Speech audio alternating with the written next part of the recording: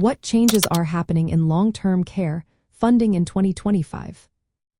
Have you ever wondered how changes in funding could affect long-term care for seniors? Well, in 2025, we are seeing some significant shifts that will impact how care is accessed and paid for. Let's break down what these changes mean for you and your loved ones. First, let's talk about Medicaid.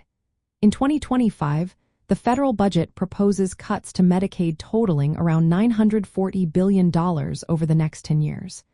This is a big deal because it threatens the availability of home and community-based services. These services are crucial for helping seniors stay in their homes rather than moving into nursing homes. If states cut back on these services, more seniors may find themselves in nursing homes, which are often more expensive and less preferred. Next, there are changes to hospital provider taxes. The allowable tax rate for states will gradually drop from 6% to 3.5%. This reduction limits a key funding source for Medicaid, which could weaken state budgets. States that expanded Medicaid under the Affordable Care Act will feel this impact the most, leading to fewer resources for nursing homes and other care providers. Inflation is another factor driving up long-term care costs. Nursing home fees, assisted living, and home care services are all becoming more expensive. These rising costs may outpace any adjustments to Medicaid benefits, creating financial stress for seniors and their families. Planning for these costs is essential, especially since Medicaid eligibility and benefits can vary by state. There is also a growing trend toward Medicaid managed care and Medicare Advantage plans. These private insurers often focus on cost containment, which can put pressure on senior living providers. This shift may affect the quality of care and access to services, as private payers might impose restrictions that do not always meet the needs of seniors.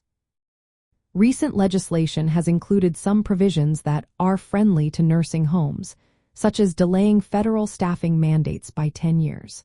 However, these measures are temporary and do not fully address the long-term funding challenges facing the sector. So, what does all this mean for elder law?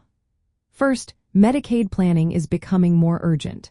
With potential cuts and rising costs, careful planning is essential to protect assets and secure eligibility for long-term care benefits. Additionally, as home-based services decline, more seniors may rely on nursing homes.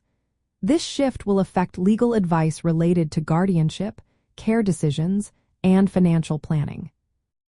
It is also important to note that states have discretion over Medicaid offerings and eligibility. Elder law practitioners must stay informed about local policy changes to provide accurate guidance. Finally, families may need to step in more as caregivers due to service cutbacks. Elder law advice may include planning for caregiver support and related legal protections. In summary, 2025 is shaping up to be a challenging year for long-term care funding.